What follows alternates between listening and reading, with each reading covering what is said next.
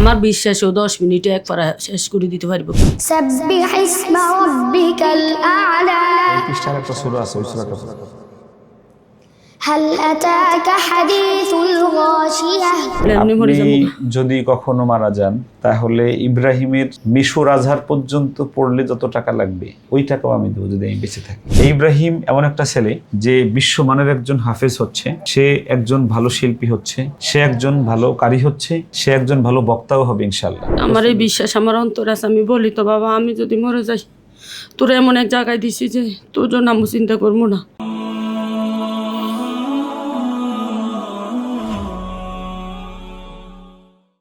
আজকে মাত্র বাড়ি থেকে আসছে, 14 দিন বাড়িতে ছিল, বাসায় 5 ওয়াক্ত নামাজ পড়েছে, কোরআন পড়েছে, তাহাজ্জুদ পড়েছে। প্রতিদিন কয় পারা বাড়িতে তেলাওয়াত করেছে? 2 পারা সকাল সন্ধ্যা 2 পারা করে। সে 3 মাসে 17 পারা হিফজ করেছে, আলহামদুলিল্লাহ।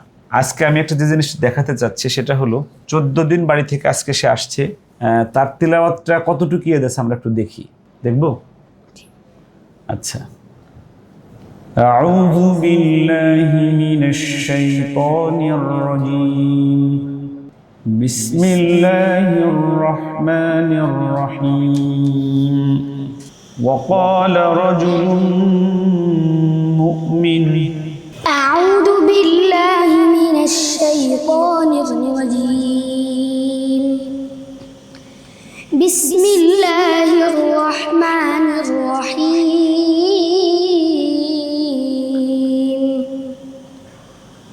وقال رجل مؤمن من آل فرعون يكتم إيمانه أتقتلون رجلا أن يقول ربي الله وقد جاءكم بالبينات من ربكم وإن يك كاذبا فعليه كذبه وإن يك صادقا يصبكم بعد الذي يعدكم إن الله لا يهدي من هو مسرف كذاب يا قوم لكم الملك اليوم ظاهرين في الأرض فمن ينصرنا من بأس الله إن جاءنا قال فرعون ما أريكم إلا ما أرى وما أهديكم إلا سبيل الرشاد صدق الله العظيم 26 পারা 2 নম্বর পৃষ্ঠা পড়ুন।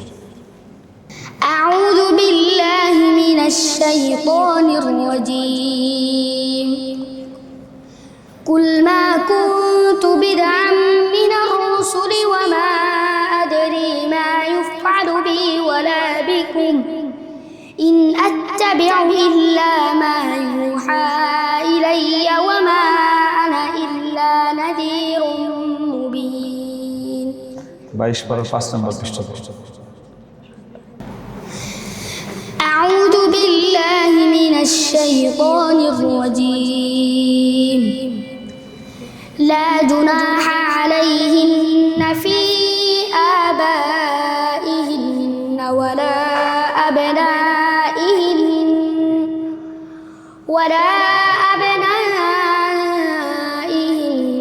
ولا إخوانهن ولا أبناء إخوانهن ولا أبناء أخواتهن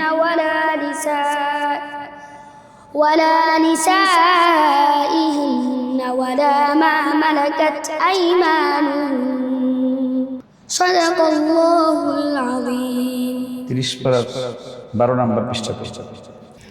أعوذ بالله من الشيطان الرجيم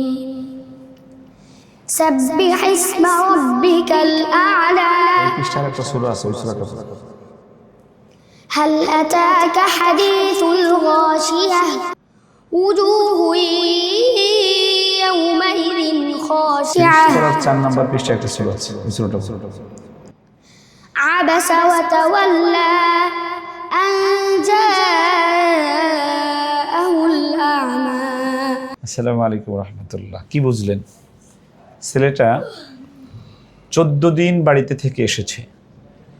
তাকে আমি প্রশ্ন করেছি প্রায় 7-8টা। প্রত্যেকটা প্রশ্ন সে প্রশ্ন করার ঠিক 10 সেকেন্ড 15 সেকেন্ডের মধ্যে সে শুরু করেছে এবং বিশুদ্ধ তেলাওয়াত করেছে। আন্তর্জাতিক একদম সকল পথ অবলম্বন করেছে, আলহামদুলিল্লাহ। ছেলেটির বাবা নেই, ও প্রতিবন্ধী তার বাবার কবরের পাশে যে জিয়ারা করে, আসার দিন জিয়ারত করে, যে প্রথম তার বাবার কবরের পাশে যায়, মসজিদে আজান দেয় এবং এলাকার সকল মানুষ তাকে দেখে অনুপ্রাণিত হয় নামাজের জন্য, কোরআন পড়ার জন্য, মাদ্রাসার জন্য। এরকম সন্তান ঘরে ঘরে তৈরি হোক আমরা চাই, এবং পরকালীন জীবনের পাথেয় হয় সেই সন্তান হোক আমাদের এই ইব্রাহিমরা। এই ইব্রাহিম এমন একটা ছেলে যে বিশ্বমানের একজন হাফেজ হচ্ছে, সে একজন ভালো শিল্পী হচ্ছে, সে একজন ভালো কারি হচ্ছে, সে একজন ভালো বক্তাও হবে ইনশাল্লাহ। আপনারা সবাই দোয়া করবেন। অনেকেই বলে যে আর রায়হান মাদ্রাসা বড় লোকের মাদ্রাসা। না, আমরা বলি আর রায়হান মাদ্রাসা সর্বস্তরের মানুষের মাদ্রাসা। আমরা 2 শতাধিক প্রায় 250 এতিম এখানে পড়াই। তাদের মধ্যে ইব্রাহিম একজন, যার পড়া শুনলেন, যে এত সুমধুর কণ্ঠে এতগুলো প্রশ্নের উত্তর দিল 14 দিন পরে বাড়ি থেকে এসে। ওর মার কাছে একটু আমরা যাই। আপনার তো স্বামী নেই, ওর বাবা মারা গেছে কয় বছর আগে মারা গিয়েছে? 4 বছর চলে। 4 বছর আগে। আপনি সুদূর লাকসাম থেকে এখানে আসেন। জি। আপনার ছেলেটা আজকে যে প্রশ্নগুলো করলাম, প্রশ্নগুলো হার্ড ছিল খুব। প্রথম প্রশ্নটা একদম কোরআনের কঠিন প্রশ্নের একটা। তো ও যে আজকে পড়লো, টাস টাস টাস টাস পড়লো, পড়াগুলো শুনে বা এলাকার মানুষ ওর নামাজ তেলাওয়াত দেখে কেমন লাগে আপনার? আমার অনেক ভালো লাগে, তবে আমি তো অসুস্থ, সেই জন্য আল্লাহর কাছে কই যে আল্লাহ যতদিন বাঁচে থাকে অন্তত ছেলেটা যারা হাফেজ হিসেবে দেখে যেতে যায়, দেখতে পারি, আমার ছেলে যেন আমার জানাজা পড়াইতে পারে। আমার যত কষ্ট হোক, এত অসুস্থতার ভিতরেও আমি কখনো ওর পড়ালেখা নিয়ে 24 ঘন্টা শুধু ওর পিছনেই সময় দিই। কারণ আমি চাই ও ভালো থাকুক, কারোর সাথে বা খারাপ কোনো বাচ্চাদের সাথে মিশতে দিই না, খেলাধুলা না, মানে আমি চাই যে ও ওর মতো করেই মানুষ হোক। 5 ওয়াক্ত নামাজের জন্য বলতে হয় না, তাহাজ্জুদ আমি রাত্রে উঠাই, তো 3টার সময় উঠছে, আজকে 3টার সময় উঠি, তাহাজ্জুদ পড়ছে, ফজর পড়ছে, কোরআন তেলাওয়াত করছে, করি গোসল করাই, 5টার সময় রওনা দিছি। এই তাহাজ্জুদ পড়ে বাড়িতে? হ্যাঁ, তাহাজ্জুদ পড়া। আলহামদুলিল্লাহ, আলহামদুলিল্লাহ। আমার সাথে কয় তো আম্মু, আমি আল্লাহর কাছে বলি আল্লাহ জানো তোমার আমার জন্য বাঁচায় রাখে। আমার তো ক্যান্সার, কিন্তু ওষুধ খাইতেছি, কিন্তু কোনো একবার থেরাপি দিয়া বিষম অসুস্থ হয়েছে, 1 মাস উঠলেও আমি যোগাযোগ করতে পারি না।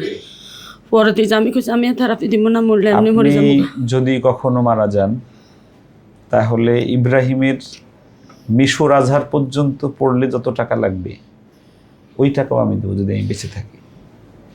আর সে বাংলাদেশের একজন সুপ্রতিষ্ঠিত, সে যদি বেঁচে থাকে আর আমি বেঁচে থাকি, আপনি বেঁচে না থাকলেও কবরে বসে দেখতে পারবেন যে ইব্রাহিমের জন্য যা যা করার দরকার তাই তাই করতেছি। আমার এই বিশ্বাস আমার অন্তর আছে। আমি বলি তো বাবা, আমি যদি মরে যাই, তোরা এমন এক জায়গায় দিছি যে তোর জন্য আমি চিন্তা করবো না। শুধু বাসা থেকে কেউ গেলে, কারোর সাথে আসলে, হুজুর যদি দেয়, হুজুর যে দিন বলবো ঠিক ওই দিন আবার চলে যাবি। আম্মু না থাকলে আর কেউ কইব না ইব্রাহিম মসজিদে যাও, পড়তে যাও। আলহামদুলিল্লাহ।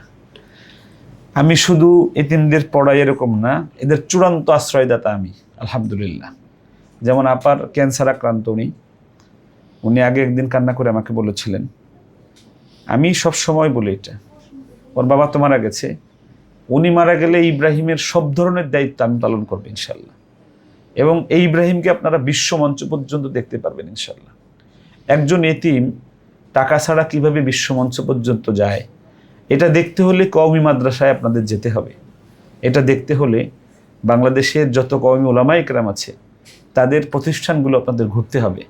তাহলে দেখতে পারবেন যে এতিম সন্তানদেরকে রাস্তা থেকে তুলে এনে তাদেরকে বিশ্ব মঞ্চ পর্যন্ত পৌঁছায় এই বাংলাদেশের একমাত্র কওমি মাদ্রাসাগুলো। আমাদের এইখানে পড়ায় আপনার কেমন লাগে? আলহামদুলিল্লাহ, আমার অনেক ভালো লাগে। শুধু ইব্রাহিমের একটা জিনিস হলো কি, ওর সমস্যা হলো একটাই, ওর একটু ভালোবাসা পাইলে আপনি যদি এক্ষণ বলেন ইব্রাহিম এক্ষণে এক পারা মুখস্থ করে দিবা, আমার বিশ্বাস ও 10 মিনিটে এক পারা শেষ করে দিতে পারবো। কিন্তু আপনি রাগ করে কিছু কইছেন তো, আর মানে সহজে পারবা এটা তুমি? আর করবো না। 10 মিনিট এক পারা পারবা? ও ঘরে পড়ে তো আমি দেখি, পারবা? নতুন গজল শিখছে, তাহলে দেখো, হুজুরে তুমি এক মাসে শুনাইবো। বাকি 13 পারা মুখস্থ করতে পারলে তোমার আমি 20,000 টাকা দেবো। সত্যি পারবা? 1 মাসে 13 পারা পারবা? কি হুজুর এটা কি তোমার শুনাইবো? তাহাজ্জুদের পুরস্কার, এটা তোমার তাহাজ্জুদের পুরস্কার। আর এটা হলো তুমি যে প্রশ্ন পড়ছো সুন্দর আমার কাছে এখন, তার পুরস্কার 500 টাকা। সে যে আপনারে গজল শুনাইবো। 14 দিন বন্ধুর পরে সে টাস টাস পড়ছে, এজন্য তাকে 500 টাকা দিলাম। আর রায়হান ইন্টারন্যাশনাল মাদ্রাসা একটি আন্তর্জাতিক কোরআনিক শিক্ষা মিশন।